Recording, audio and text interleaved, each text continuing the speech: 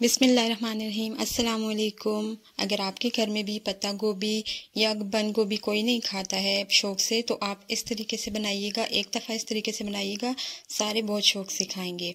तो आइए चलते हैं, रेसिपी को स्टार्ट करते हैं। सबसे पहले लेंगे हम पैन में डालेंगे हम ऑयल। 2 से 3 टेबल स्पून के करीब ऑयल हमने शामिल कर दिया।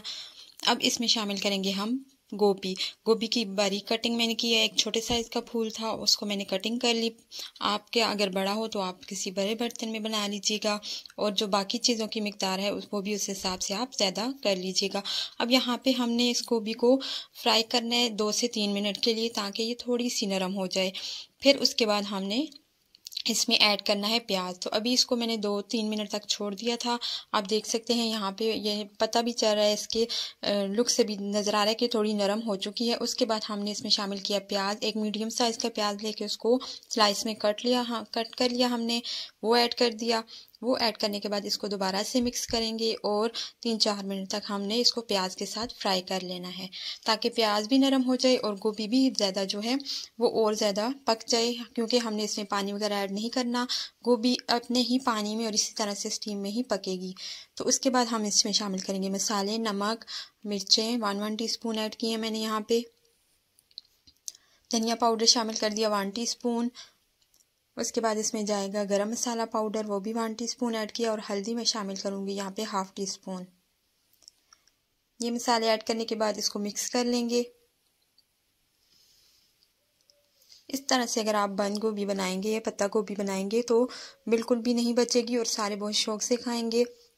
वैसे रिवायती तरीके से जिस तरह से हम बनाते हैं तो उस तरह से ये इतने मज़े की नहीं होती है।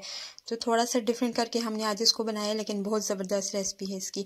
अब इसमें शामिल कर देंगे हम टमाटर यहाँ पे मैंने बड़े बड़े काटे, आप देख सकते हैं। इस तरह से बहुत मज़ेदार लगते हैं, बहुत दिखने में भी अच्छे लगते हैं और टेस्ट भी काफ़ी इनका अच्छा आता है इस तरह से। तो यहाँ पे टमाटर हमने ऐड कर दिए। टमाटर ऐड करने के बाद इसको मज़ीद पकाएंगे जब तक कि टमाटर सॉफ्ट नहीं हो जाती। तब तक हमने इसको 2-3 मिनट तक और तकरीबन इसको हमने भून लेना है। लेकिन हमने टमाटरों को बहुत ज़्यादा छोटा नहीं करना है, बस हमने इसको थोड़ा नरम ही करना है टमाटरों को। तो यहाँ पे आप देख सकते हैं टमाटर अच्छी खासे सॉफ्ट हो चुके हैं। इसको मैंने 5-6 मिनट तक अच्छे से भून लिया है। अब हम इसमें शामिल करेंगे अंडे मैं इसमें शामिल कर रही हूँ 3 अदद। आप अपने हिसाब से इस अंडों की मिकदार कम या ज़्यादा कर सकते हैं। आप चाहें तो इसको स्किप भी कर सकते हैं, ये अंडों के बगैर भी काफ़ी मज़ेदार होगी। लेकिन अगर आप अंडे डालेंगे तो आप बच्चों को भी अगर ये देंगे तो वो भी बहुत शौक से खाएंगे, क्योंकि इसमें ज़्यादा टेस्ट जो है वो अंडों का ही आएगा। गोभी का इतना टेस्ट भी इसमें नहीं आएगा, लेकिन बहुत ज़बरदस्त जायका होगा। तो यहाँ पे हमने अंडे डालने के बाद इसको कर दिया कवर। थोड़ी देर हमने अंडों को सेट होने देना है। उसके बाद हमने इसको मिक्स करना है, और आप चाहें तो आप इसको एज इट इज़ भी सर्व कर सकते हैं। ये ऐसे इसकी जो लुक है वो भी बहुत अच्छी लग रही है दिखने में, लेकिन मैं इसको मिक्स करूँगी अंडों को इसमें। तो यहाँ पे अंडे हमारे हाफ़ पके हैं, हाफ़ नहीं पके, तो अब मैं इनको मिक्स कर लूँगी।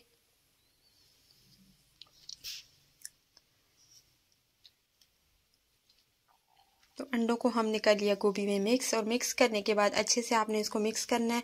उसके बाद हम इसको तकरीबन 1 से 2 मिनट तक बस स्लो फ्लेम पे हमने इसको पकाना है। फ्लेम मैंने स्लो ही रखी हुई है। उसके बाद हम फ्लेम को कर देंगे ऑफ, और हमारी जो गोभी है, गोभी और अंडे, वो ज़बरदस्त सी रेसिपी उनकी तैयार है। तो फ्लेम को मैंने यहाँ पे ऑफ कर दिया था।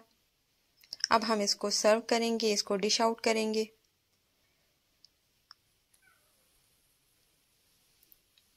तो मज़ेदार सी पत्ता गोभी और अंडों की ये रेसिपी आप ज़रूर ट्राई कीजिएगा। बहुत ज़बरदस्त रेसिपी है। एक दफ़ा अगर आप बनाएंगे तो आप बार बार बनवाएंगे, और आपसे आपके बच्चे ही इस रेसिपी को बार बार फरमाइश पे बनवाएंगे।